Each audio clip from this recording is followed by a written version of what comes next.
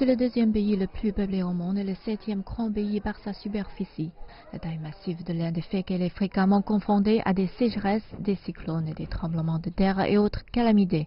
C'est pourquoi le pays a mis en place un système spécialisé d'intervention et de secours en cas de catastrophe.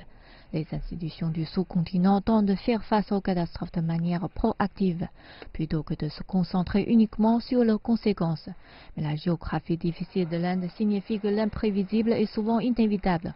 En fait, la République figure parmi les pays du monde les plus exposés aux catastrophes.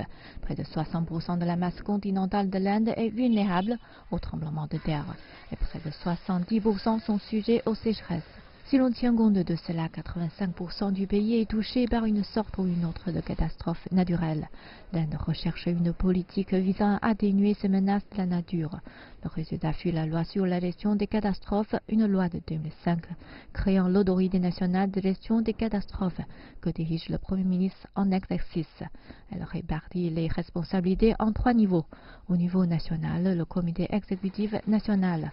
Au-dessous de cela se trouve le niveau des États, avec les districts locaux constituant la ligne de front de la défense. L'objectif est que chaque niveau élabore son propre plan d'urgence. Les États du Sud, dans les climats tempérés, n'ont pas besoin de se préparer au blizzard, alors que les régions montagneuses préfèrent se concentrer sur le séisme que sur les tsunamis. La stratégie localisée permet également la création de fonds de réponse nationaux et étatiques. Ainsi, lorsqu'un désastre majeur comme le cyclone tropical Fanny frappe, le gouvernement national peut intervenir pour fournir une aide supplémentaire.